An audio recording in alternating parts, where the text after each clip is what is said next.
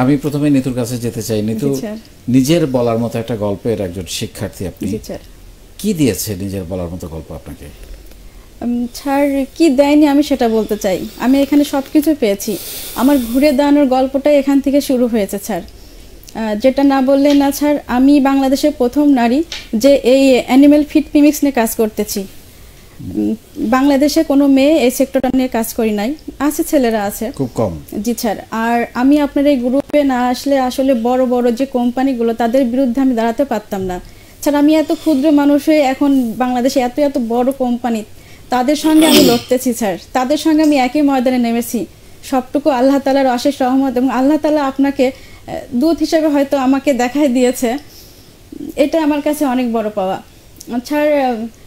যেটা বলি যে আমি যখন ইন্টার ফার্স্ট ইয়ারে পড়ি তখন আমার বিয়ে হয়ে যায়। তো স্বাভাবিকই বিয়ে হওয়ার পরে আমার শ্বশুরবাড়ি ছিল অনেক বড় ফ্যামিলি, আর আমরা দুইটা বোন ছিলাম। আমার বয়স যখন 6.5 বছর তখন আব্বু আমার মারা যায়। আম্মু আমাদের দু বোনকে খুব কষ্ট করে মানুষ করেছে। তো শ্বশুরবাড়ি অনেক বড় ফ্যামিলি ছিল, তো ওইভাবে আসলে আমি পড়াশোনাটা করতে পারি নাই স্যার। তো তারপরে আমার রিলেটিভটা আমাকে খুব ইগনোর করতো যে তুমি এসএসসি পাস, ম্যাট্রিক পাস করেছো, তুমি আমরা অনেক বড় বড় গ্রাজুয়েশন করেছি, তোমার কি যোগ্যতা আছে? তো তখন আমার হাজব্যান্ড আমাকে বলে ঠিক আছে তুমি আবার পড়াশোনা শুরু করো। তা আমার খুব ইচ্ছা ছিল। আমার ছেলের বয়স যখন 2 বছর তখন আমি এইচএসসি পাস করি। তারপর আমার ভিতরে শখ জায়গা আমি বিবিএ এমবিএ করবো স্যার। তো তখন আমার আম্মু আমাকে সাপোর্ট দেয়নি যে তুমি এত টাকা খরচ করে বিবিএ এমবিএ করবা। আমার হাজব্যান্ড কেমিস্ট্রির প্রফেসর, উনি আমাকে বললো ঠিক আছে আমি তোমার এই স্বপ্নটা পূরণ করব। তো উনি আমাকে ভর্তি করে দেন ঢাকাতে। তো বিবিএ এমবিএ করার পরে স্যার আমার খুব এম ছিল যে আমি ব্যাংকার হব। তো বিভিন্ন জায়গায় আমি ব্যাংকের জন্য চাকরির জন্য অ্যাপ্লিকেশন করলাম, পড়াশোনা করা শুরু করলাম। তো আমার একটা ব্যাংকের চাকরিও হলো, ব্র্যাক ব্যাংকে। তো আমার শ্বশুর বাড়ি থেকে, আমাদের বাড়ি থেকে আমাকে করতে দিল না, যে তোমার ছোট ছোট বাচ্চা আছে, তোমার হাজব্যান্ড কুষ্টিয়াতে থাকে, তুমি বাংলাদেশের বিভিন্ন জায়গায় তোমার ট্রান্সফার হবে, তুমি করতে পারবা না। তো আমার স্যার সবসময় ভিতরে একটা কাজ করতে একটা জিনিস যে আমি কিছু একটা করব, আমার নিজের পরিচয় একটা তৈরি করব। তো স্যার তারপরে আমি কুষ্টিয়াতে একটা স্কুলে জব করলাম, মাত্র 2 মাস করেছিলাম স্যার। তারপরে ওখানে আমার আর ভালো লাগে না যে বসদের কথা শোনা, এটা করতে হবে ওটা করতে হবে। তো তারপরে হঠাৎ তখনও কিন্তু আমি আপনার এই নিজের বলার মতো গল্প গ্রুপে জয়েন ছিলাম। তো হঠাৎ আমি গ্রুপটাতে টাইম দিতে দিতে একদিন আপনার পোস্ট পেলাম, আপনার ছবি দেখলাম। তো তখন মনে হলো আমি তো আপনাকে চিনি। তো কিছুক্ষণ পরে কারণ করলাম স্যারকে তো আমি নিউজ পড়তে দেখেছি। তো এমনিতে দেখতাম, তখন থেকে একটু ভালো লাগতো আপনাকে। তারপর কন্টিনিউ আমি যখন করতে থাকলাম তখন আমার মধ্যে মনে হলো যে না আমি এটা করবো না, বিজনেস করতে থাকি, কোনো একটা কিছু করা যায়। তখন আমার হাজব্যান্ড বললো যে তুমি যদি এই বিজনেসটা করো আমি তোমাকে সাপোর্ট দিতে পারবো, যেহেতু আমি কেমিস্ট্রি নিয়ে পড়াশোনা করেছি, আমি তোমাকে এটা সাপোর্ট করতে পারবো। তো ছাড়, তারপরে আপনার সঙ্গে আমার ফোনে কথা হয়, আমার বিজনেসটা একজন পার্টনারশিপ নিতে চেয়েছিল। তা আপনি আমাকে বললেন যে না, ছোট করে যতটুকু অর্থ হয় ততটুকু দিয়ে আপনি শুরু করেন। তো আপনার ওই কথাটা মাথায় রেখে ছাড়া আমি একাই শুরু করছিলাম যুদ্ধটা। আমার পাশে আমার হাজব্যান্ড ছিল, সে সবসময়ই এখনও আমার পাশেই আছে স্যার। এইভাবেই আমি পথ চলতে চলতে আমার বিজনেসের বয়স 1 বছর 1 মাস চলছে। এবং আপনি ইতিমধ্যে আমি শুনেছি মাসে প্রায় 1,20,000 টাকা সেল করেন। জি স্যার, আলহামদুলিল্লাহ। এটা একটা বিশাল খবর, এবং আমি অসংখ্য ধন্যবাদ এবং কৃতজ্ঞতা জানাতে চাই আপনার হাজব্যান্ডকে, যিনি এত সহায়ক, আপনার লেখাপড়ার স্বপ্ন পূরণ থেকে শুরু করে বিজনেসও আপনাকে সাপোর্ট দিচ্ছেন। এইটাই দরকার আমাদের প্রতিটা জায়গায়। আমি একটা কথা, যেটা করোনার সময় কিন্তু প্রতিটা ব্যবসায় কি মানে একটা খারাপ দিক গেছে, কিন্তু স্যার এই করোনার সময় আমি আলহামদুলিল্লাহ অনেক ভালো সাড়া পেয়েছি। এবং স্যার যেটা বলছি যে আপনার কৃষকদের কাছে আমি চলে গেছি, তৃণমূলের আমি কাজ করতেছি। কৃষকরা সবসময় আমাকে খুব ভালো জানে এবং ওনারা আগ্রহ সঙ্গে আমার মেডিসিনটা নিচ্ছে, এবং আমি রিপিট কাস্টমার পাই সব সময়। এটাই আসল কথা, রিপিট কাস্টমারটা খুবই গুরুত্বপূর্ণ। আর আপনার যে কথাটা যে মূল্যটা কম রেখে আমি কাজ করি সবসময়, আমি বাজার দর থেকে অনেক কমে আমি ওনাদেরকে মেডিসিন দিই, এবং আমার গুণগত মানটা আমি সবসময় ঠিক রাখি। আর সৎভাবে আমি চলতে চাই, কারণ সৎভাবে সাফল্য হয়তো দেরি হবে কিন্তু সফলতা আসবে, এবং সেটা অনেক মধুর হবে। সৎভাবে যে কোনো কাজ করতে গেলে সেটার কষ্টটা একটু বেশি, সময়টা একটু লম্বা, কিন্তু আনন্দটা অনেক বেশি। স্যার এখন যে জিনিসটা আমি বুঝি যে আসলে টাকা উপার্জন করা খুব কষ্ট স্যার। 100 টাকা উপার্জন করতে গেলে এখন খুবই কষ্ট, এবং সেই টাকাটা খরচ করতে গেলে আমার খুব কষ্ট লাগে। আমি এই টাকাটা খরচ করব, কিন্তু আগে এই জিনিসটা হতো না। আর স্যার যেইটা আসলে মনে খুব কষ্ট লাগতো আগে, যে কারো কাছ থেকে টাকা চেয়ে নেই বা হাজব্যান্ডের কাছে টাকা দাও, তো হয়তো সে বলবে কি করবা তুমি টাকা। তো এই জিনিসটা আমার খুব খারাপ লাগতো আমার কাছে, যে টাকা চাচ্ছি আমি নিব, তাকে বলতে হবে যে আমি কি করব, কোথায় খরচ করবো। কিন্তু স্যার এখন আমার এত ভালো লাগে, কারোর কাছে আমার কৈফিয়ত দিয়ে লাগে না যে আমি টাকা খরচ করতেছি, 100 জায়গায় আমি 2000 করছি, 3000 করছি, আমার ইচ্ছাগুলো আমি পূরণ করতে পারছি। আমার সন্তানের কোনো কিছু লাগলে এখন ওরা বাবার কাছে চায় না, বলে মামুনি তোমাকে এটা দিতে হবে।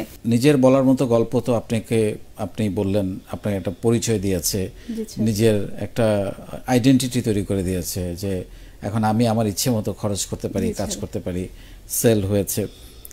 একটু বলেন আরেকটু ডিটেল, যে কি কি প্রোডাক্ট নিয়ে আপনি কাজ করেন এবং সেগুলো কিভাবে আপনি সাপ্লাই চেইন ম্যানেজমেন্টটা করছেন বা সেল করছেন কিভাবে, একটু যদি বলেন। কারণ আমি আপনার কথার মধ্য দিয়ে আমরা আরও কিছু অন্তত একজন নারীকেও উদ্বুদ্ধ করতে পারি যে সেও চাইলে একটু ডিফারেন্ট টাইপের প্রোডাক্ট নিয়ে কাজ করতে পারে, সেইটা আপনার এখনকার কথার মধ্য দিয়ে যেন উঠে আসে। ছাড়া আমি বরাবরই ডিফারেন্ট কোনো কিছু করতে চাই, পছন্দ করি। পোশাকের ক্ষেত্রে হলেও আমি কখনো দামি জিনিসটা আগে পছন্দ করি, আমি দেখি যে এটার মধ্যে কি ব্যতিক্রম কিছু আছে, সেই জিনিসটা আমি পছন্দ করি। একঘেয়েমি কোনো জিনিস আমার পছন্দ হয় না। তো যখন এটা মাথার মধ্যে আসলো, গ্রুপ যখন দেখছি যে আপনি বারবার শুধু একই কথা বলছেন, নিজে কিছু করতে হবে, তো ছাড় ইচ্ছা ছিল নিজে কিছু করব, কিন্তু ওই যে ভিতরে যে সাহসটা, এটা কখনোই অর্জন করতে পারি না। যে আমি একটা মেয়ে, আমার বাবা নাই, ভাই নাই, আমি এত সাপোর্ট কোথায় পাবো? আমাকে সাপোর্ট দেওয়ার মতো ছাড়া কেউ নাই। তো আমি আপনার কথাগুলো, আমাকে যখন আমি খুব ডিপ্রেশনে পড়ে যেতাম, তখন আমার মনে হয় নিজের বলার মতো এই গল্প গ্রুপের এই কথাগুলো, আপনার যে কথাগুলো, পজিটিভ যে কথাগুলো, এটা সবচেয়ে বড় মেডিসিন। এর থেকে ডিপ্রেশন থেকে মুক্ত হওয়ার মতো আমার কাছে মনে হয় না আর কোনো মেডিসিন আছে।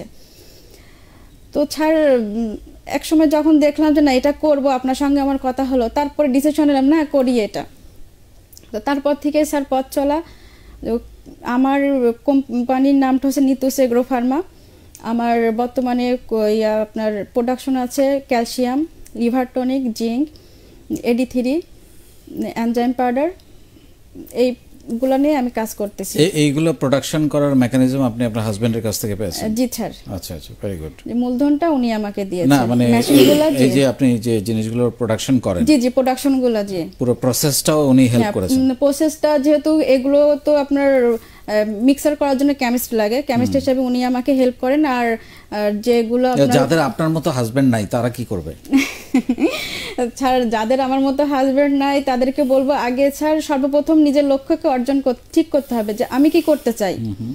তো যখন আমি ঠিক করবো যে আমি এই জিনিসটা করব, তারপরে কিন্তু তাকে ওইভাবে পথ আগাতে হবে এবং চেষ্টা করতে হবে, ওইটার উপরে ওটাকে নিয়ে তাকে স্বপ্ন দেখতে হবে যে আমি কোন দিকে গেলে আমার এই স্বপ্নটা পূরণ হবে।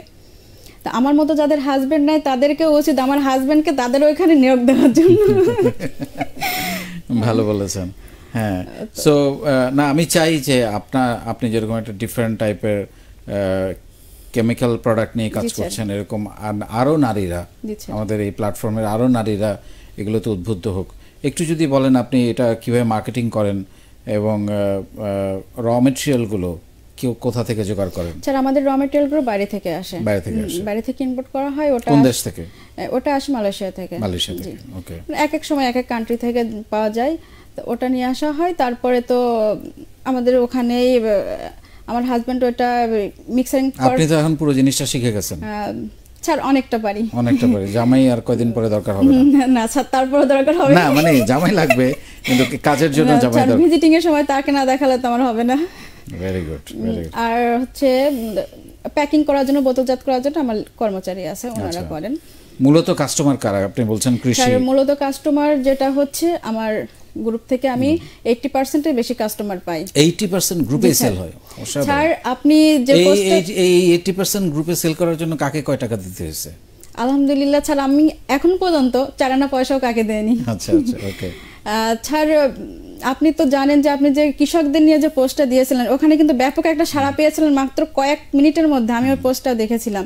আমাদের গ্রুপে কিন্তু অগণিত কৃষক আছে এবং স্যার আমার দেশের বাইরের আমাদের কিছু ভাইয়ার আছে দেশের বাইরে থাকে, ওনারা ওখান থেকে আমার কাছ থেকে মেডিসিনগুলো নেন। আমরা তাদেরকে কৃষি উদ্যোক্তা বলতে পারি। জি অবশ্যই স্যার।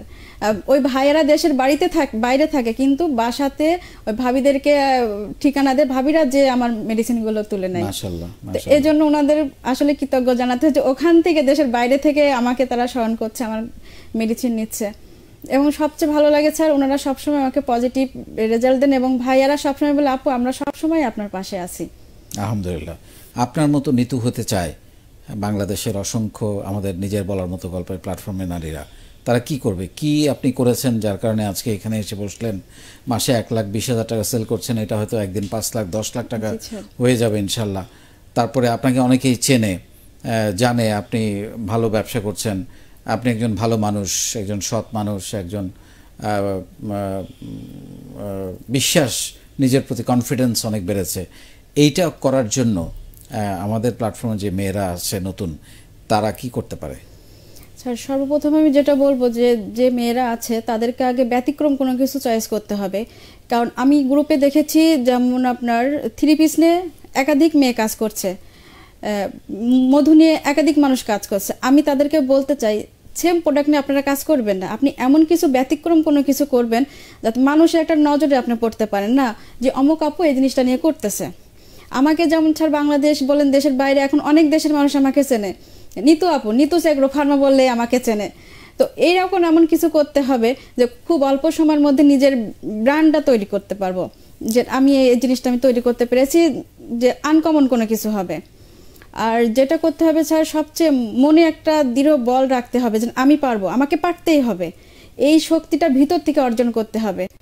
আমি ছাড়া এখনো মাঝে মাঝে ডিপ্রেশন হয়ে যাই যে এটা করবো ওটা করবো, আমার প্রোডাকশন আরো বাড়াতে হবে, আমার কোম্পানি আরো বড় করতে হবে, ভেঙে পড়ি। আবার আমি মনে নিজের ভিতর থেকে একটা অলৌকিক একটা শক্তি পাই, আমি না আমাকে করতেই হবে, আমি তো নেমেছি, নাচতে নেমে ঘোমটা দিয়ে হবে না, আমি এখন পিছিয়ে ফিরতে পারবো না, আমাকে সামনেই আগাতে হবে। তো আমি এখনো লড়াই করতেছি স্যার।